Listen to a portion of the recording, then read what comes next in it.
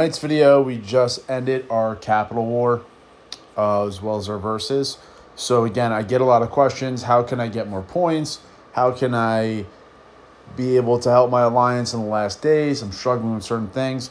So what we're going to go into is I'm going to talk a little bit, and I go over in these in details as far as what my plans and ideas are for things. I go into an explanation of them, things like that. So if you haven't checked any of those out, I suggest you do. So really, this is just a combination of things.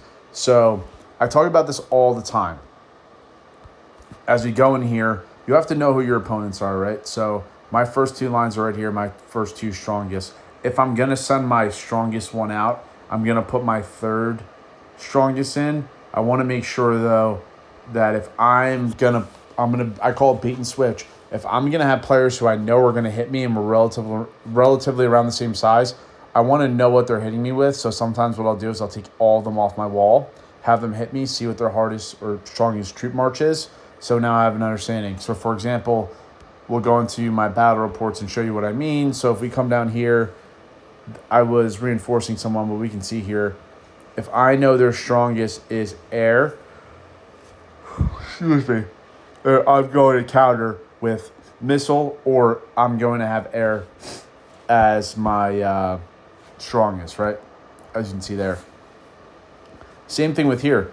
If I'm going to set them up, I want them to hit me. So if I'm down in points, like when I go and hunt, if I'm down in points, I want them to hit me.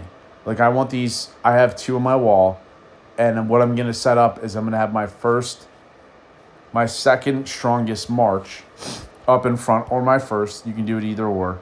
I like this because I know he's only sending one march and it's air, so he's going to crush this. This is going to take a lot away from him, and then I'm going to win the fight overall. So then we can see the total that I lost.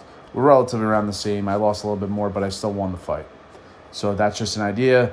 They're going to take a substantial loss just as bad as you are, but you can see here how much I actually lost was nothing comparable, a little bit more. You see I lost 2,500. I had two marches. He had one. I did that on purpose because I know he's not going through my second. So I purposely knew he had air. I put my air there. I could have switched this up. It's really your preference. I do like going like this, my first two strongest. You can put your first, but if you have someone else who's going to come, I want to dwindle them down. So the advantage he has in the first one, I don't care that he wins. The second one, there's not going to be an advantage because he already took some of his troops away, and then overall I win the fight. So that's always good to look at, have an understanding. The next thing is battle reports. So I get this a lot. People say, when do I switch? When do I do what? Stick with what you're doing. You can always switch at any time. It's just going to be a lot, especially if you heavily invested in one squad, say, for example, tank. It's going to be hard to push. And again, I talk about this all the time. It's dependency on what you're doing. If you're a rally setter or leader, you're going to have to push more, obviously. So you'll see more bigger players who are going to have really good marches.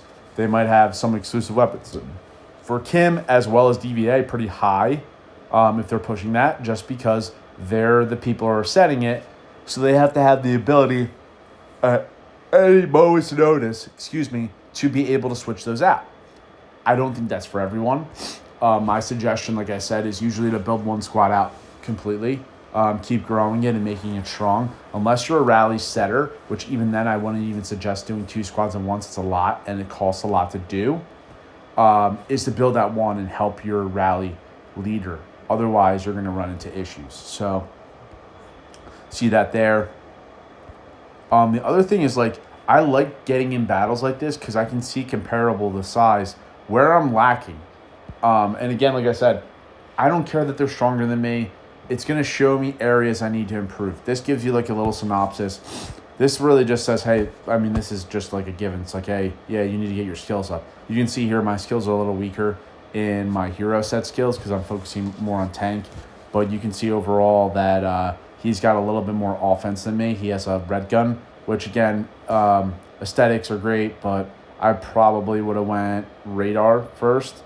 I would have kept the red gun that I had just because you'll see the output that each of them do. We can see here Morrison did heavy damage with the red gun, comparable to mine. which is 3 stars.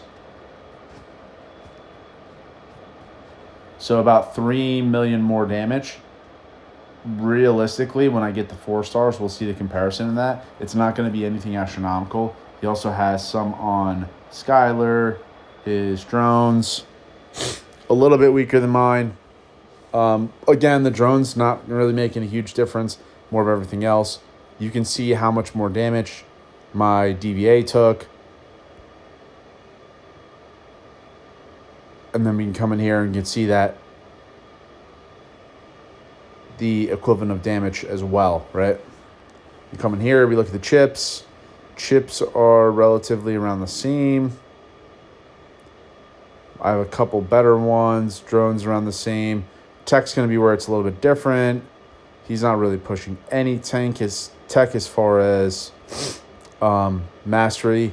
It looks like he's going mainly special forces, or he just did it. He went a lot more in units, as well as siege is where you're going to see a difference in there. I don't really go based off what someone else is doing. They're doing a certain strategy. I'm looking here where my advantages are and disadvantages. I'm going to fix these. Right now, what I'm doing is going to be documenting everything for Season 2, as I'm going to try to get my transfer score lower. So if you guys don't have an understanding of that, I'm going to be explaining in a later video. But essentially, it's going to be not increasing my hero power to a certain level and work on everything else, which is going to give me time for everything else to catch up. But what we really want to do is look at these reports, look at players that are similar in size or larger, so you can see the areas you need to improve. Now, am I going to say that you're going to go against this person and you're going to be like, oh, yeah, I'm going to improve and beat them? No, absolutely not. But I can improve here. If I'm close, relatively close, I can see where we are. We can see here, I talk about this all the time, this person is buying packs in the store for the exclusive weapons. He has it at 20. That means to tell me he's spending about $300 a week on these, at least, because this is, for one pack is 80 exclusive shards for them. So you're looking at in the 2 range, and there's no way to get up that fast without buying them. So just to get, that's just a few food for thought. Me personally, I wait until I can get them. So I'm not really too concerned with worrying about that. We can see the chips a little bit better here. We can see his DVA is better. Like I said, if you're not buying when it exclusively comes out, which is about $285, it'll bring you close to 13, and then you use some others. To get it to 20, again, you're spending a lot of money. But to each his own, like I said, I think there's other avenues you can spend and save and get better things. The rewards for Capital have just came out, so we finished second. We got some Throne of the Blood. Essentially what this does is increase your hero HP and attack as well as defense. This is just like the God of Judgment. You cannot increase this with universal components. It has to be the same thing. So in order to bring this up to level 2, I would have to get another one, whether it's in the season store or the I have to go through and do it. So just a food for thought, just so you guys know.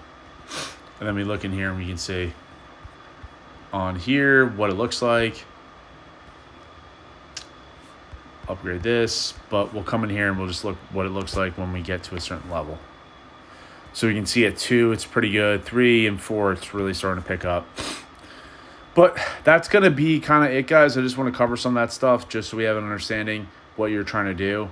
Know who you're going against on the wall. I'm baiting them. I know that they're not going to beat both my marches. I know they're mainly air, so what I'm going to do is switch my gear around, have it there, and then I'm going to put it back on when it needs to be. All right? So again, if you guys like these videos, share, comment. And if you have any questions related to this, just reach out to me, Discord, Twitch, or in the game. If you want to donate to the channel or more interest on the guides, reach out to me. Okay, bye.